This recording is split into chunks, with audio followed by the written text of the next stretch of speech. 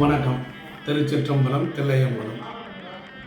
உலகத்தில் எத்தனையோ அதிசயங்கள்லாம் இருக்குது.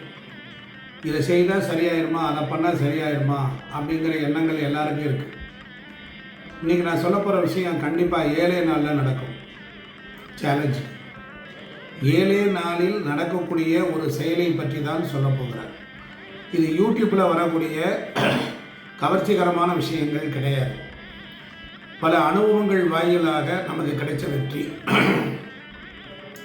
ஒரு பிள்ளையாரை பயன்படுத்தி எவ்வளவோ பிரச்சனை தொடர்ந்து வரக்கூடிய பலவிதமான துன்பங்கள், அதிலிருந்து விடுபடுவதற்குரிய அற்புதமான வழியைத்தான் சொல்ல போகிறேன். கையில் பேப்பர் பேனா எடுத்துக்கல. இது ஏதோ சொல்லணுங்கிறதுக்காக இல்லை. முதல் ஒரு குறிப்பு கொடுக்குறேன். நீங்கள் டெய்லி ஒரு பிள்ளையார் கோயிலுக்கு போகிறீங்க, பிள்ளையாருக்கு போகிறீங்க. அந்த உங்கள் வாழ்க்கையில் நடக்க முடியாத பல விஷயங்கள் இருக்கும். தொழிலில் பிரச்சனை, சண்டை சச்சரவு பிரச்சனை, குடுக்கல் வாங்கல், ஏமாற்றப்படுதல், இந்த மாதிரியான ப்ராப்ளங்கள். அப்படி இல்லை, ஒரு காரியம் நடக்கணும் அப்படின்னா அந்த பிள்ளையார்கிட்ட நீங்கள் ரெகுலராக போகும்போது பிள்ளையாருடைய உடம்பில் இருக்கக்கூடிய அழுக்கு இருக்கும். பிள்ளையாரை குளிப்பாட்டிட்டு முடித்த உடனே அதனுடைய உடம்பிலே அழுக்கு இருக்கும். அந்த அழுக்கு பகுதிகளை உருட்டி அதில் என்ன பண்ணணும் அப்படின்னா தர்ப்பை புள்ளை இருக்குது பாருங்கள், பிள்ளையாட்டை வச்சு தர்ப்ப புள்ளை அதையும் நடுக்கி அந்த அழுக்கோடு சேர்த்து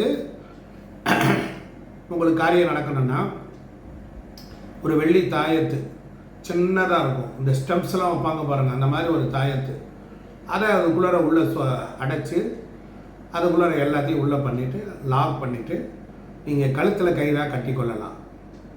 இல்லை வீட்டுக்கு கொண்டுட்டு வந்து அந்த அழுக்கை ஒரு காராம்பசு நெய் விட்டு அதில் நல்லா குழப்பி ஒரு அஞ்சனக்கல்லுன்னு ஒரு கல் இருக்கும். எல்லாத்தையுமே ஒரு சக்தியை இழுத்து கொண்டு வர்றதுக்கு, வசியம் பண்ணுவதற்குன்னு எல்லாருமே வேர்ல்டு லெவலில் செய்கிறவங்க எல்லாம் அஞ்சனக்கல்லுன்னு இருக்கும். அந்த அஞ்சனக்கல்லை நல்லா அரைச்சி காராம்பசு நெய் விட்டு, இல்லை சுத்தமான பசு நெய் அதை விட்டு அந்த அழுக்கை தேய்ச்சி ஒரு பொட்டு மாதிரி வைத்து கொண்டு நாம் போகலாம்.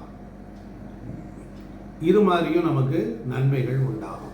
ஒன்று, இதை நீங்கள் மைண்டில் ஏற்றிக்கணும். இப்படி செய்யும் பொழுது கண்டிப்பாக நடக்கும். ஏன்னா இது நான் பண்ணியிருக்கேன்னு யார்ட்டையும் சொல்லக்கூடாது. அப்போ பிள்ளையாரிடமிருந்து நமக்கு ஒரு நேரடியான அனுகூலம் கிடைக்கும்.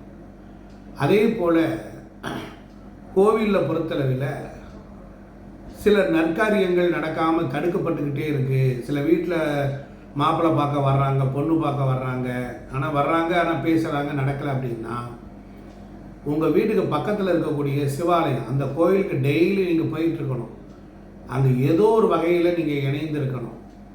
அந்த கோவிலில் இருக்கக்கூடிய வாசலுக்கு 2 பக்கம் தூண் இருக்கும், ராஜகோபுரம் இருக்கும். தூணில் பார்த்தீங்கன்னா இந்த பக்கம் 2 தெய்வங்கள் இருக்கும்.